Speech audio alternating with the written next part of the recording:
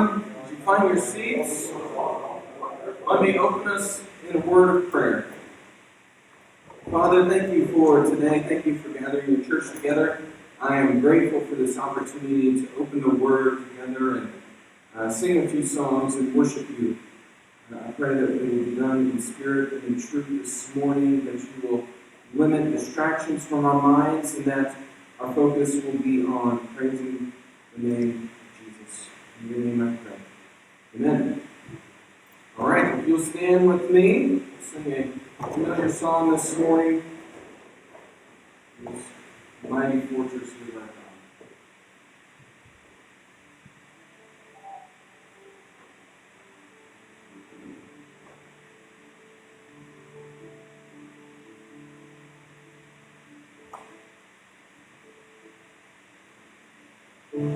Almighty fortress is our God, one never failing.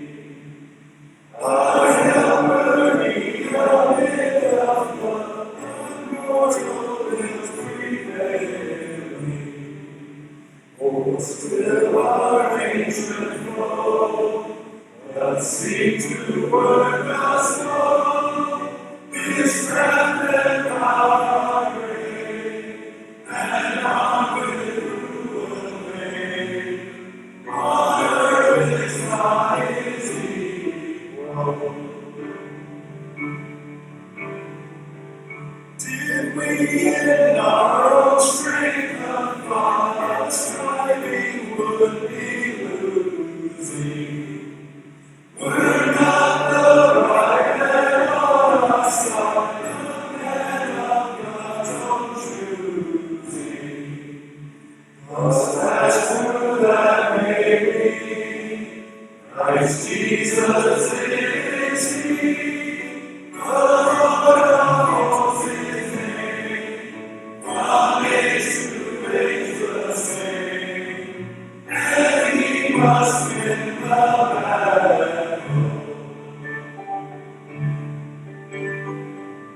And though this world with devils filled should threaten to undo us, we will not fear, for God hath put His truth to triumph through us. The Prince of darkness grim, we tremble not for Him. His grace we can endure, for though His doom is sure, a little word shall fail Him. That word of all earthly power, thanks to them abide. The Spirit and the peace are one to be with the silent. Let goods and kindred go, this mortal life also, the body they may give, God's truth the brightest still, His kingdom is forever.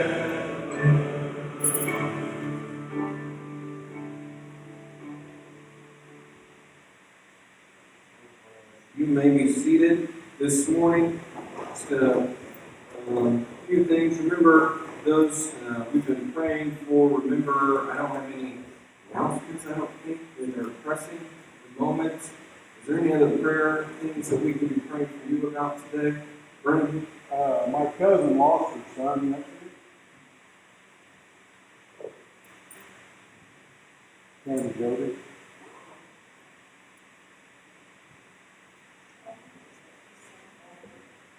It said 13th. I just saw it on Facebook. Had to start contacting the family.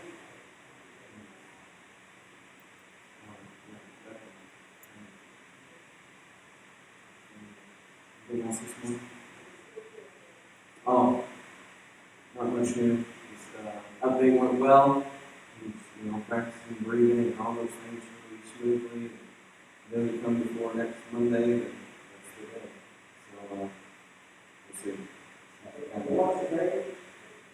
Wow. And she can see today, so she'll know if I spill things. So I will not. Let him sworn secrecy. All right. That's good. You almost caught me.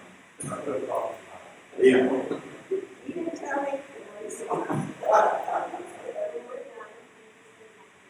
Oh, yeah.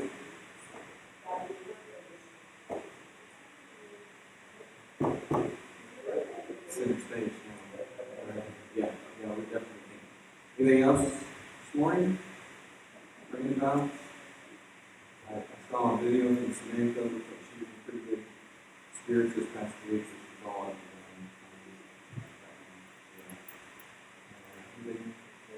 My wife had that carcinoma surgery on the it's going pretty well. It's not that happy.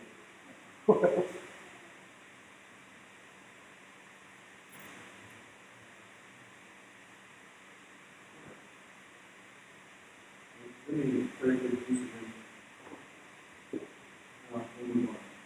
Father, thank you this morning that we can lift up the name of Jesus, these prayer requests, and we know that you hear them and you desire for us to come to you. And I pray that as we have gathered this morning and as we lift up these requests to one another as your church, that we will not forget the power that we have as a community of believers, as a group of Christ followers. And there's so much encouragement in knowing that others are lifting up the same requests and the same concerns that we have. Lord, I lift up Tammy and her family who lost her son. Lord, I just pray for them as they mourn, that you will give them peace, give them grace, give them wisdom for the days ahead. Father, I pray for Darnetta as well, that as she is rehabbing from surgery, just give her some comfort and peace as she continues to heal. I pray for Bernie that you will give him strength and wisdom as he tries to help her the best he can. Pray for Samantha that you will continue to give her strength as she goes through these chemo treatments. We thank you that there has seemingly been progress throughout, and it seems to be working, but we pray for the hard days, and the days that it's just hard to do anything for her with these treatments, that you will give her grace and comfort. And I pray for others who are going through different things right now. I pray for those who have illnesses, who have sicknesses, who have cancers, who have whatever it may be, just concerns that are heavy on their hearts right now. I pray that you will give them peace, direction, and that the truths of Scripture will reign supreme in their minds, that we can trust you, and we know that you will guide our paths. Lord, we can trust that you are a good God, and this is why our theology of who God is so important, because it's in moments like these, and how we'll see in a few moments in Ephesians 6, how in moments like these it's so important to remember that you are faithful, you are good, you are loving, you are sovereign over all these things, and we can trust you, the God of this universe, who cares for his children. And we're grateful for that truth this morning. In the name I pray. Amen. Well, before the sermon this morning, how about we sing happy birthday to a little guy? How old are you going to be? Okay.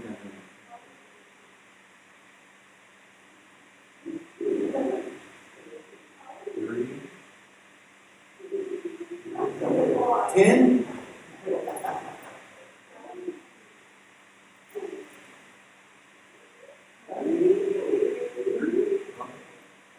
Let's sing happy birthday to you, okay?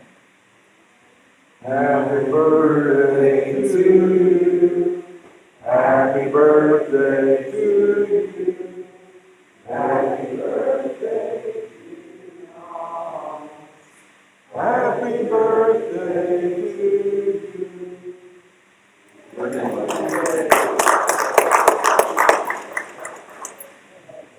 Yeah, that's probably far better than so, if you get her to stand up. That would be helpful. But happy birthday, buddy. Turn in your Bibles to Ephesians 6. Shifting gears. Ephesians 6 this morning.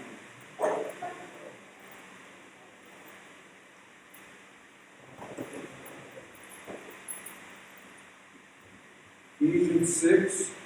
We're continuing our study as this whole pandemic, whatever you want to call it, virus deal has gone on. There's been a few things that Titus and I have enjoyed watching, doing.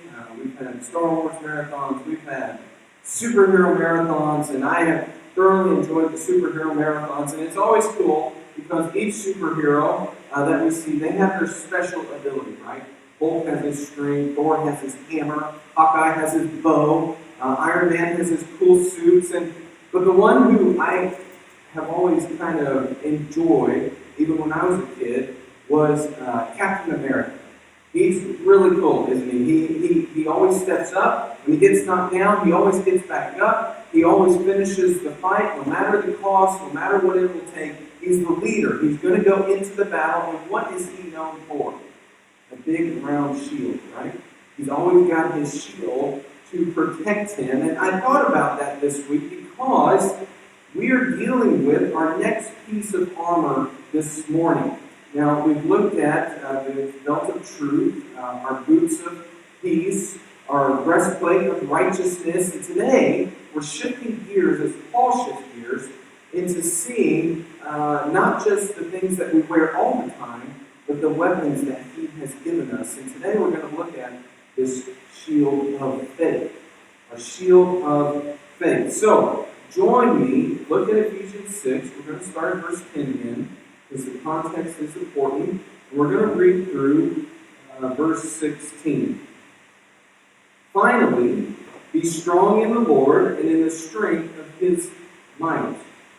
Put on the whole armor of God, that you may be able to stand against the schemes of the devil. For we do not wrestle against flesh and blood, but against the rulers, against the authorities, against the cosmic powers over this present darkness, against the spiritual forces of evil in the heavenly places. Therefore, take up the whole armor of God, that you may be able to withstand in the evil day, and having done all, to stand firm. Stand therefore, having fastened on the belt of truth, and having put on the breastplate of righteousness, and as shoes for your feet, having put on the readiness given by the gospel of peace.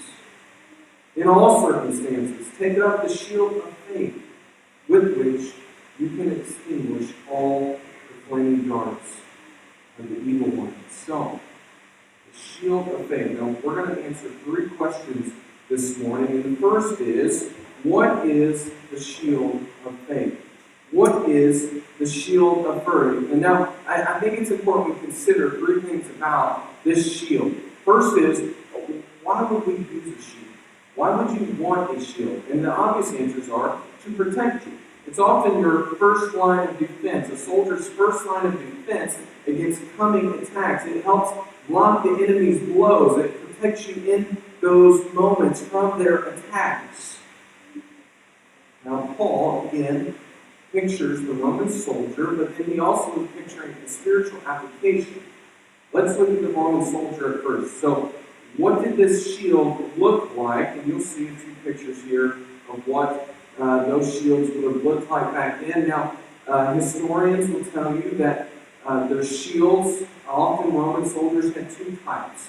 One was a smaller shield for more close hand-to-hand combat, but this type of shield, which would have been roughly 4 feet tall and 2 to 3 feet wide, became a common practice during Roman warfare.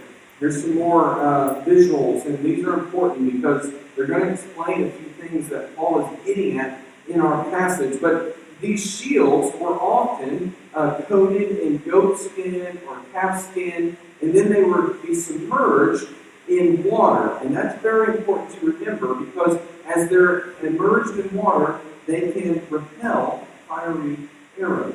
And that's going to be important as we move along. But in this picture, you can see how they can all stack together and how a soldier, a group of soldiers could go into battle thinking they were very, very secure and safe. It's recorded in history that enemies feared this view because they knew how hard it would be to penetrate such a defense as this. But what is Paul getting at from a spiritual side of things? This is historical, and he has that in mind for people to help remember. But what is Paul getting from a spiritual standpoint? What is the spiritual application? And we must consider the word faith.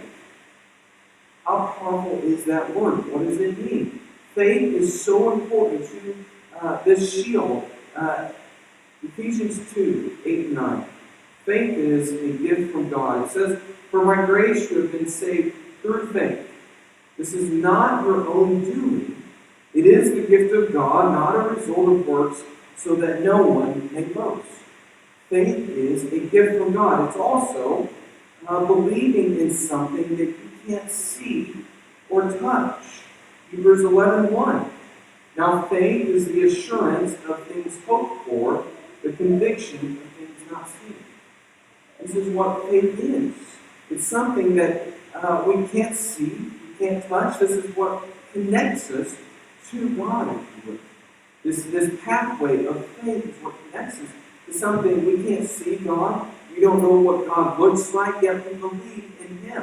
It's through this pathway of faith that we are connected to the all-powerful, great God of this universe, who cares for His children, has established His church here, and we get to have this relationship with Him. It's quite amazing when we truly think of it. Proverbs 30, verse 5 through 6 says, "Every word of God proves true. He is a shield to those who take refuge in Him." God is our shield because faith is always connected to God. If our faith is in God, then God is our shield. He is the source of our faith. Now, as that shield, He is a refuge.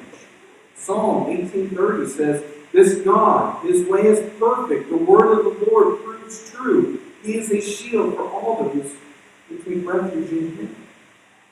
He's also a shield, a hiding place for the days of difficulty. Psalm 18:35, "You have given me the shield of your salvation, and your right hand supported me, and your gentleness made me praise." He's a shield. His faithfulness will keep us safe when we are being shot at by these fiery darts of the devil. Psalm 7:10, "My shield is with God, who saves the upright in heart." This is who God is our shield of faith. This is who we believe. This is who we trust. But the second logical question is, why do we need this shield of faith? We know it's important. We know God's given it to us. But why do we need it? Now, this is where context becomes very important, as I say every week, and that's why I've been reading the entire passage, because we must remember why we're in this battle in the first place. Paul says, look at there in verse 16, "So that you can extinguish all the flaming darts of the evil one." The evil one. Remember, we are in a spiritual battle, a spiritual warfare, if you will. This is not something that we can see or we can touch. It's spiritually happening around us. We are under attack from Him. And if you're not under attack right now, be prepared because you will be. The passage says, Paul says, he uses flaming darts. Now, from a historical standpoint, Paul had in mind, in battle, they would dip their arrows in some kind of substance, they would light them on fire, they would shoot them, mass shots of arrows going into the crowds of the enemy, and the point would be, it would cause chaos. People would get nervous. They would see their friend fall down. Things would happen, and that was the point. It would get in your mind, am I going to get shot by one of these fiery darts? And the chaos that would happen would cause you to wonder, should I keep going? Should I do this? Should I do that? That's what it was meant to do. And I believe Paul has this in mind when he points out that the devil uses these fiery darts because he's attacking our minds. He wants to make us crazy in our minds in the sense that we begin to doubt. And here's a couple of ways these flaming darts One of those is doubt. We doubt God's goodness. We doubt, we question whether God is faithful to what He said He's going to do. Another one of those is temptations. Temptations are often a flaming dart in our lives. We're tempted by something and we give in often. These are tools that the devil uses to hurt us in our walk with Christ. Pride may be another one that he uses. Anxiety, fears, panic attacks, blasphemous thoughts.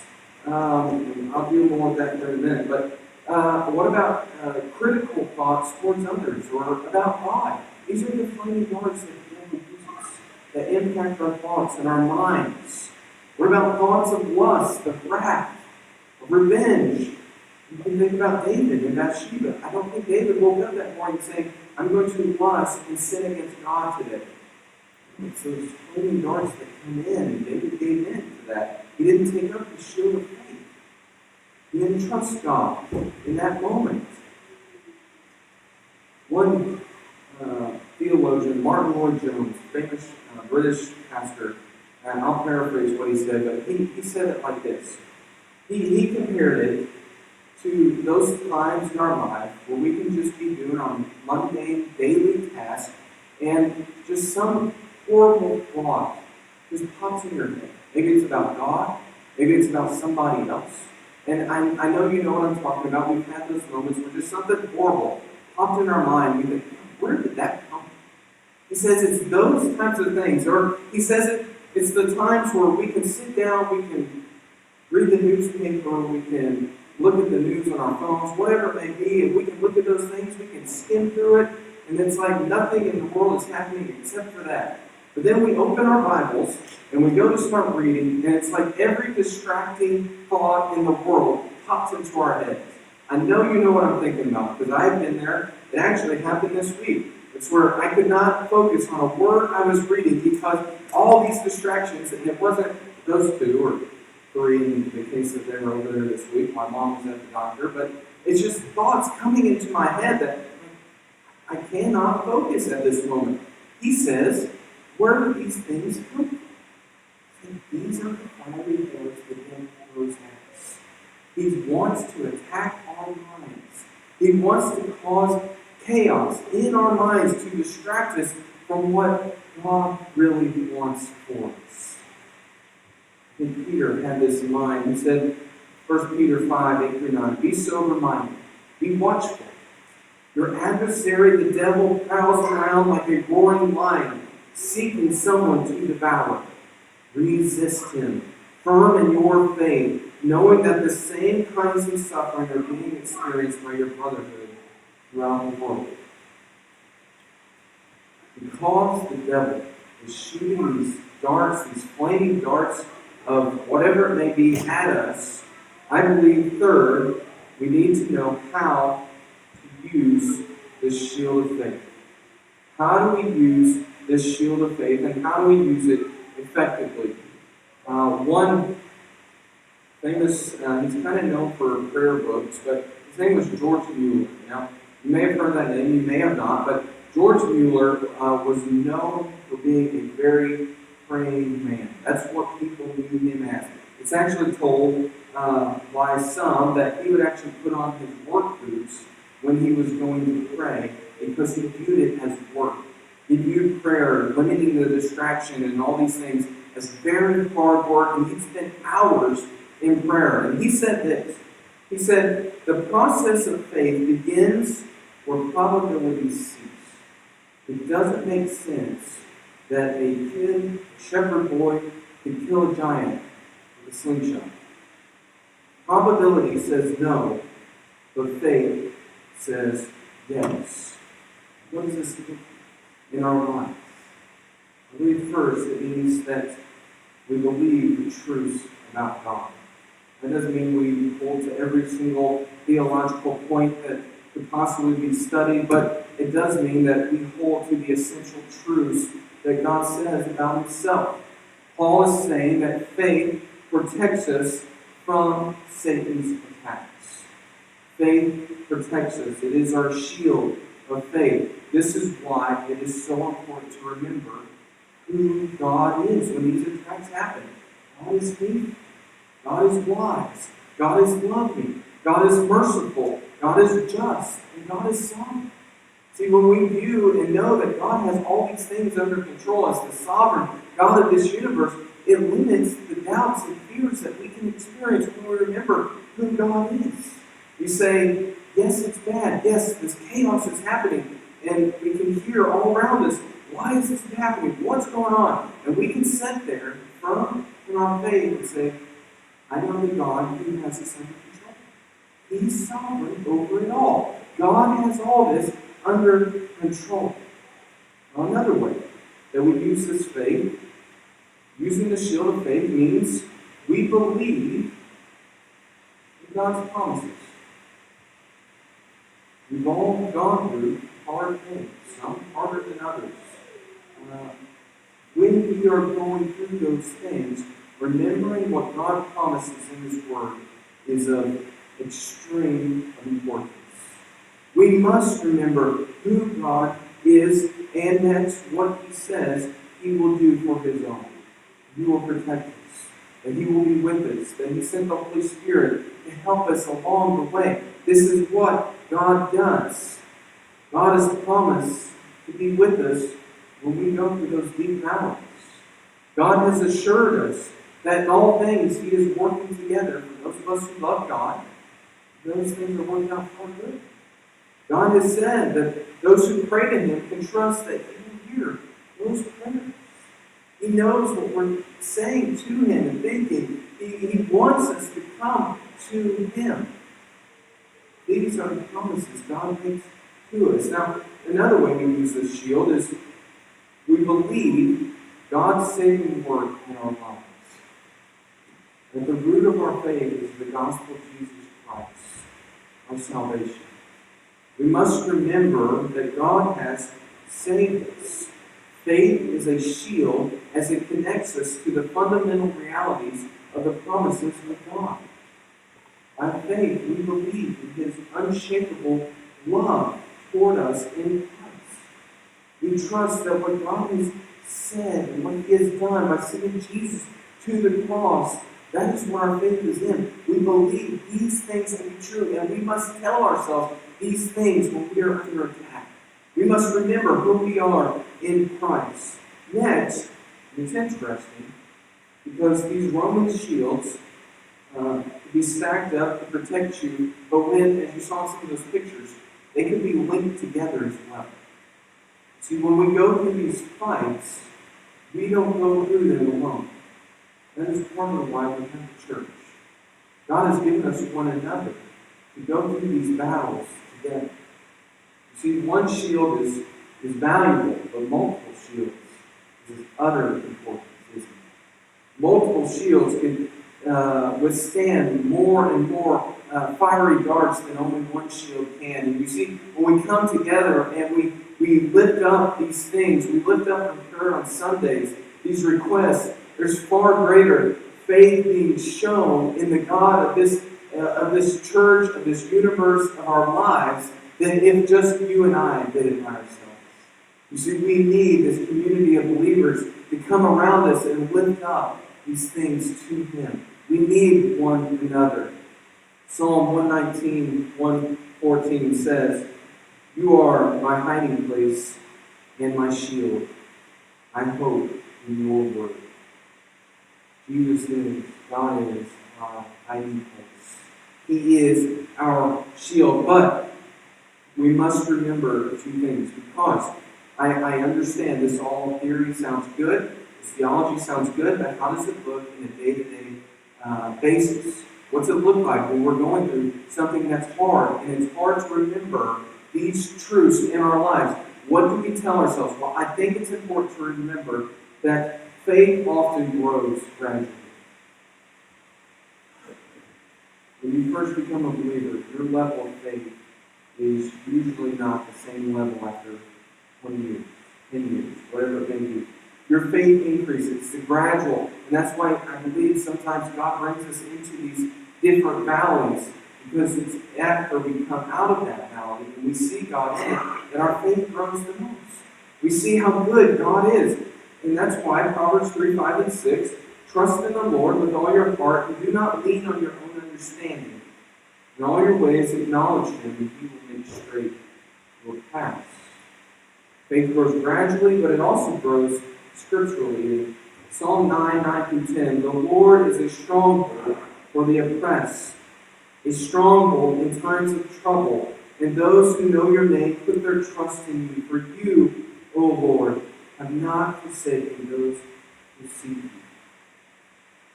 And often, faith can grow painfully too.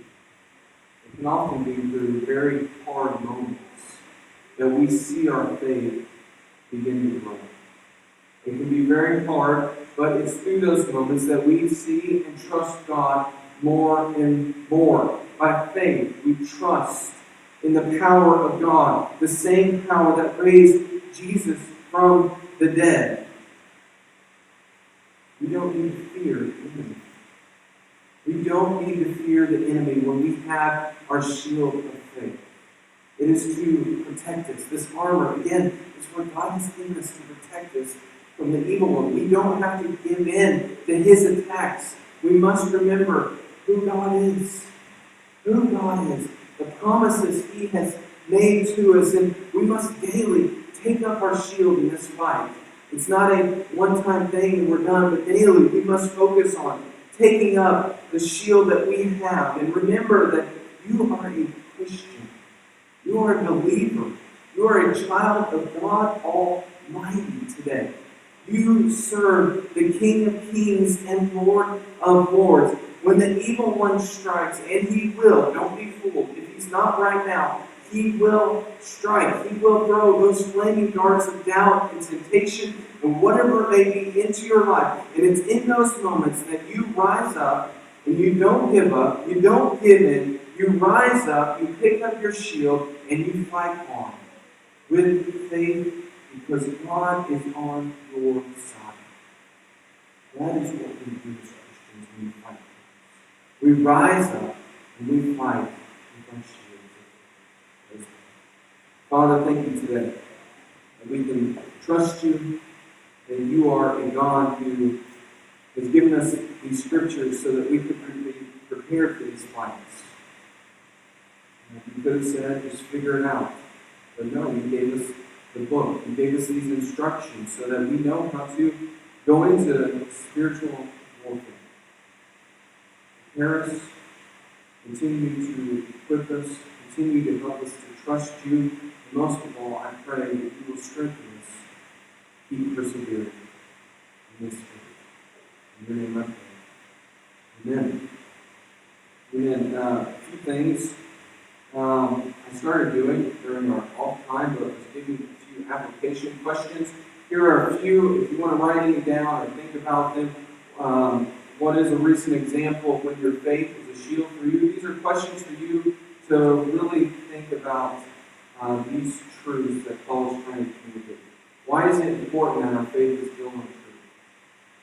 And then list 2 or 3, that's probably the most important one, Bible verses that will strengthen your faith and things are different. A few things for you to remember and ponder about and meditate on this week.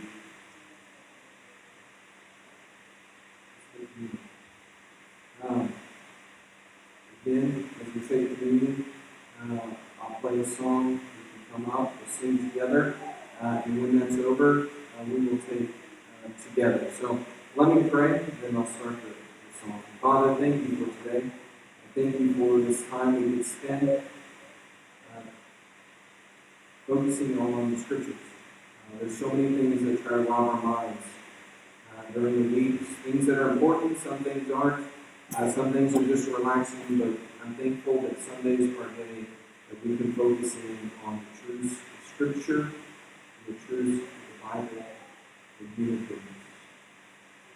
Prepare us now as we prepare to take communion. Bring our thoughts will be on the truths that God sent Jesus Christ to die in our place. He took on the full wrath of God. He gave his body and his blood for us, and he did it willingly so that we might have eternal life. This is the gospel. This is what we're thankful for today. And I pray it will continue to strengthen us in the day we pray. Amen.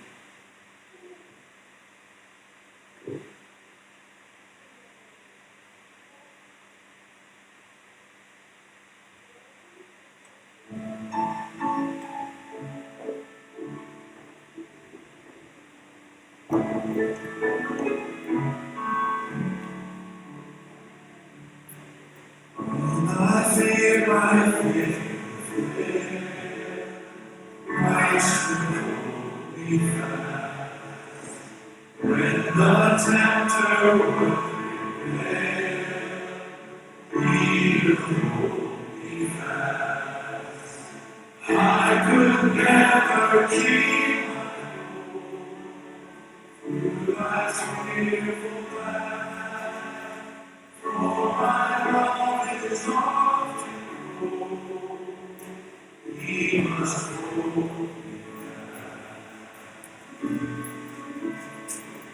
He will rise. He will rise.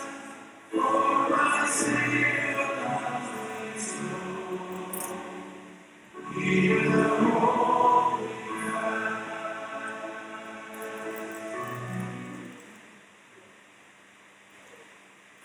First Corinthians again says, "For I received from the Lord what I also delivered to you, that the Lord Jesus, on the night when he was betrayed, took bread. And when he had given thanks, he broke it and said, 'This is my body, which is for you. Do this in remembrance of me.' In the same way, also he took the cup after supper, saying, 'The cup is the new covenant in my blood. Do this as often as you drink it in remembrance of me.'"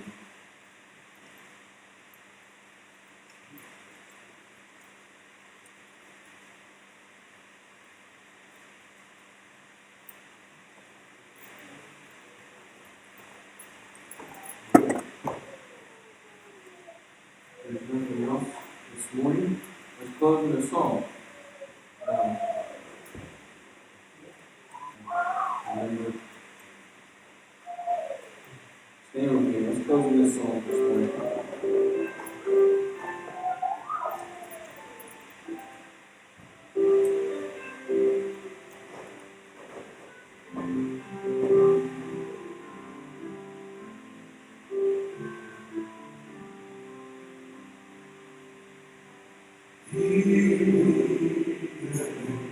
oh, blessed one, oh, words of every comfort from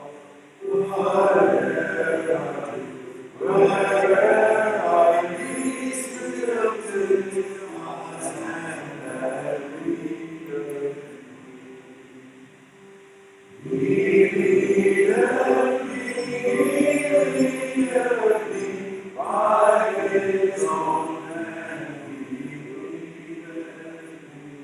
His faithful power I would be, for by his hand he leadeth me.